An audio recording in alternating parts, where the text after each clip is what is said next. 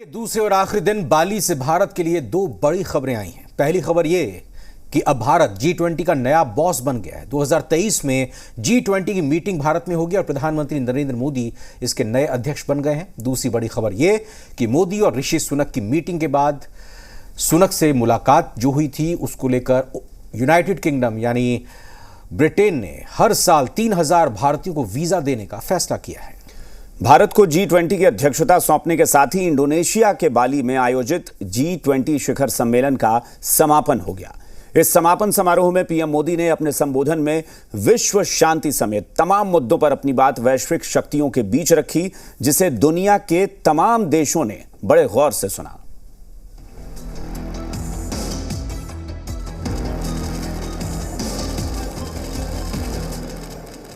And the throne of the leadership I convey to Prime Minister Modi of India. अगर आपका credit score कम है तो bank loan छोड़िए, शादी के लिए लड़की भी नहीं मिलेगी। क्रेडिट स्कोर इंप्रूव करना है तो फ्रीडम ऐप को अभी डाउनलोड करो।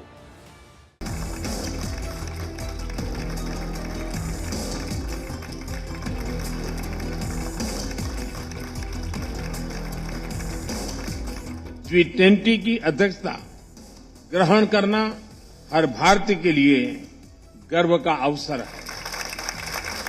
बाली के G20 समिट में एक इतिहास बन गया। इंडोनेशिया के राष्ट्रपति जोको विडोडो ने प्रधानमंत्री मोदी को G20 समिट 2023 की अध्यक्षता सौंप दी। आधिकारिक तौर पर भारत 1 दिसंबर 2022 से G20 की अध्यक्षता करेगा। अब अगले साल भारत में G20 शिखर सम्मेलन का आयोजन होगा, यानी अगले साल ग्लोबल लीडर्स की कॉन्फ्रेंस का एजेंडा भारत ही तय करेगा। 20 सबसे बड़ी और पावरफुल इकोनॉमी का ये ग्रुप ही दुनिया की दशा और दिशा दोनों बताता है। मैं एक बार फिर अपने मित्र राष्ट्रपति जोकोविच का अभिनंदन करना चाहता हूं।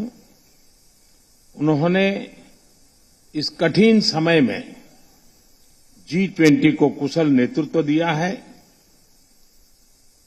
और मैं आज G20 समुदाय को बाली डिक्लेरेशन के अनुमोदन के लिए भी बधाई देता हूं। आज भारत की दूसरी कामयाबी भी सामने आई। G20 के लीडर्स ने बाली में जो डिक्लेरेशन जारी किया उसमें पीएम मोदी के शब्द शामिल रहे। मोदी ने सितंबर 2022 में समरकंद में पुतिन से कहा था कि आज का युग युद्ध का नहीं होना चाहिए। भारत को अगले 1 साल के लिए G20 की अध्यक्षता मिली और ये जिम्मेदारी मिलते ही पीएम मोदी ने G20 इंडिया एडिशन यानी 2023 का टारगेट भी सेट कर दिया। भारत G20 का जिम्मा ऐसे समय ले रहा है जब विश्व जियोपॉलिटिकल तनावों, आर्थिक मंदी, खाद्यान्न और ऊर्जा की बढ़ी हुई कीमतों और महामारी के दीर्घकालीन दुष्प्रभावों से एक साथ जूझ रहा है। बाली में G20 समिट के दूसरे और आखिरी दिन मोदी के इस मैसेज का मतलब समझिए। अगले साल मोदी G20 का पूरा एजेंडा बदलने की प्लानिंग कर चुके हैं।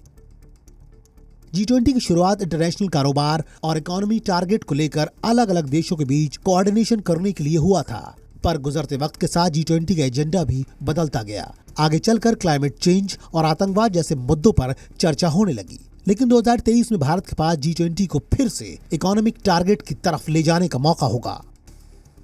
प्रधानमंत्री मोदी के नेतृत्व में भारत इस समय दुनिया की 5वीं सबसे बड़ी इकोनॉमी है, साथ ही दुनिया में सबसे तेजी से आगे बढ़ने वाले देशों में भी शामिल है और अब भारत की मदद से ही G20 में सबसे बड़ा बदलाव आने वाला है।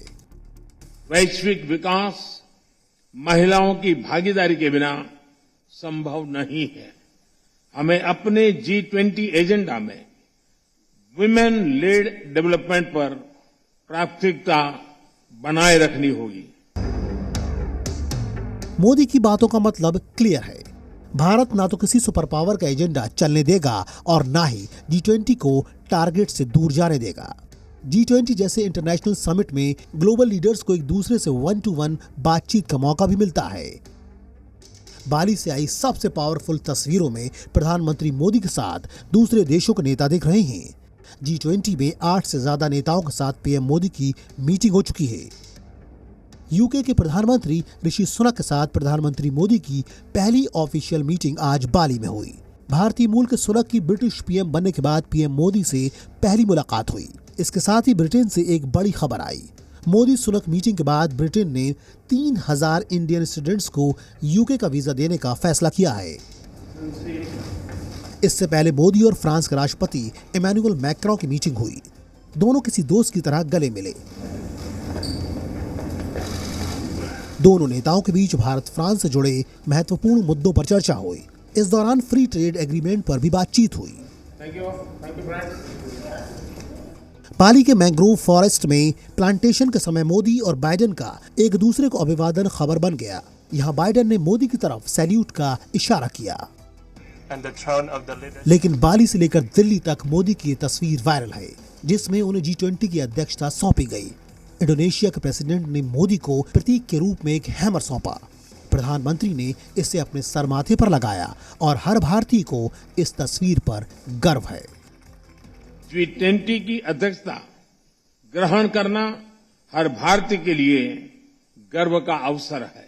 G20 का प्रतीक चिन्ह मिलते ही प्रधानमंत्री नरेंद्र मोदी अगले 1 साल के लिए इसके नए अध्यक्ष बन गए हैं।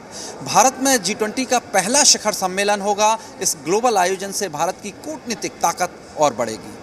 कुल मिलाकर अगले 1 साल के लिए भारत G20 का नया बॉस होगा और अगले साल G20 का एजेंडा भारतीय प्रधानमंत्री नरेंद्र मोदी सेट करेंगे। ब्रह्म प्रकाश दुबे, जी मीडिया, बाली, इंडोनेशिया। अगर आपका क्रेडिट स्कोर कम है तो बैंक लोन छोड़िए, शादी के लिए लड़की भी नहीं मिलेगी। क्रेडिट स्कोर इम्प्रूव करना है तो फ्रीडम ऐप को अभी डाउनलोड करो।